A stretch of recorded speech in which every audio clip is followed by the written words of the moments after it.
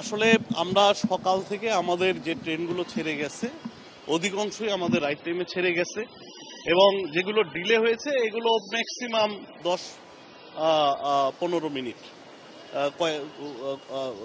দুই তিনটা ট্রেন হয়তো বা একটু দেরিতে গেছে, এটা 10-15 মিনিট দেরিতে গেছে। এটা যাত্রী সাধারণ এটা একটা টলারেবল লিমিটের মধ্যেই নিয়েছে। আর আমাদের তেমন এখন পর্যন্ত তেমন কোনো শিডিউল বিপর্যয় নেই। আমরা আশা করছি যে সারাদিন আমরা সবগুলো ট্রেন রাইট টাইমেই চালাতে পারবো। ঈদ স্পেশাল ট্রেনটা চলবে মূলত 16 তারিখ থেকে। এটা পুরো বাংলাদেশে 5টা স্পেশাল ট্রেন চলবে, তার মধ্যে 3টা চলবে 16 তারিখ থেকে, একটা চলবে জয়দেবপুর থেকে উত্তরবঙ্গ, এটা পঞ্চগড় পর্যন্ত চলবে, আর আরেকটা চলবে ঢাকা থেকে দেওয়ানগঞ্জ বাজার, আর আরেকটা চলবে চট্টগ্রাম থেকে চাঁদপুরের মধ্যে। আর দুটো ট্রেন চলবে, এটা আপনারা জানেন যে আমাদের ঐতিহ্যবাহী যে শোলাকিয়া স্পেশাল, যেটা এটা চলবে শুধু ঈদের দিন, ওই দুটো ট্রেন। এই টোটাল 5টা ট্রেন।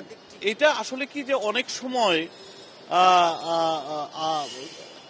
দোকানগুলো কি করে যে তারা যাত্রী হিসাবে টিকিট কেটে আবার ওই টিকিটটাই ফটোকপি করে তারা প্রতারণা করে অনেক জনগণের সাথে। কিন্তু আমরা যখন এখানে দেখছেন যে আমরা 3 স্তর বিশিষ্ট আমাদের নিরাপত্তা, আমরা যখন আমাদের মেশিন দিয়ে এটা চেক করি তখন আমরা এটা বুঝতে পারি যে এটা আসলে কোনটা আসল টিকিট, তারা প্রতারণার শিকার হয়েছে। যাত্রী সাধারণ সহ আপাময় জনসাধারণকে আমরা এটা অ্যাওয়ারনেস বিল্ড আপ করছি প্রতিনিয়তই, যে আপনারা একেবারেই রেলওয়ে অ্যাপ ছাড়া অথরাইজ বা কাউন্টার ছাড়া আপনারা দয়া করে আর কারো কাছ থেকে টিকিট কিনেন না। যদি কিনেন তাহলে প্রতারণার শিকার হওয়ার আপনাদের সম্ভাবনা আছে। গরমে দাপাদাপি ঘরের চালের স্থায়ী সমাধান আরোয়ার সিমেন্ট শীট। এটা আমরা এই তথ্যগুলো আইন শৃঙ্খলা বাহিনীকে দিচ্ছি এবং তাদেরকেও আমরা সাজেস্ট করতেছি যে আপনারা যাদের কাছ থেকে কিনেছেন তাদের নাম সহ আমাদেরকে দেন এবং আপনারা ব্যক্তিগতভাবেও আইন শৃঙ্খলা বাহিনীর কাছে যে অভিযোগটা করতে পারেন। এটা আসলে এই পাথর নিক্ষেপের বিষয়টা শুধু ঈদ উপলক্ষে বিষয়টা তা না, এটা আসলে সারা বছর জুড়েই এটা আসলে একটা আমাদের জন্য খুব বড় রকমের সমস্যা। এবং আমরা আমাদের যে ওয়ে সাইড, রেল লাইনের সাইড, এই সাইডে আমরা সবসময় প্রচারণা চালাই আসছি এবং ওখানে যে লোকাল কমিউনিটি আছে, যে মসজিদগুলো আছে, সেগুলোতে আমরা লিফলেট দিচ্ছি এবং আমরা বলছি যে আপনারা জুম্মার দিন একটু বলে দিবেন এবং বিভিন্ন কমিউনিটিকে আমরা অ্যাওয়ারনেস বিল্ড আপের চেষ্টা করছি। ইন এডিশন আমরা যে সমস্ত জায়গায় প্রবণতা বেশি সেখানে আমরা অভিযানও চালাচ্ছি, আমাদের আইন শৃঙ্খলা বাহিনী, আমাদের নিরাপত্তা বাহিনী দিয়ে আমরা অভিযান চালাচ্ছি।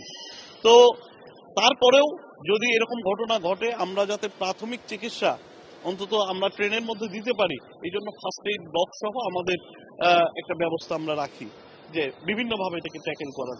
আসলে আমাদের এটা তো করে মূলত টিনেজাররা এটা করে, তো আসলে এটা সামাজিকভাবে এটা একটু অ্যাওয়ারনেসের প্রয়োজন আছে। না, এইটা একেবারেই গ্রহণযোগ্য না আমাদের পক্ষ থেকে। এটা আমাদের যারা লিজ নিয়েছে তাদেরকে খুব শক্তভাবে বলা আছে যে আপনারা এই কাজটা কিছুতেই করতে পারবেন না। আমাদের ভিজিলেন্স টিমস আছে, আমাদের অফিসাররা আছে, যদি এরকম তথ্য পায় আমরা সাথে সাথে সেটাকে জরিমানা করে ফেলবো। এমনও হতে পারে যে আমরা তাদের লিজও বাতিল করে ফেলবো। অনিরাপদ যাত্রা, ছাদে যাওয়া, এটা বারবার বোঝানোর চেষ্টা করছি এবং আমরা আইন শৃঙ্খলা বাহিনী দিয়ে আমরা চেষ্টা করছি যাতে ছাদে না ওঠে, ইঞ্জিনে না ওঠে, এবং আমরা জোর করে তাদেরকে নামায় দেওয়ার চেষ্টা করছি।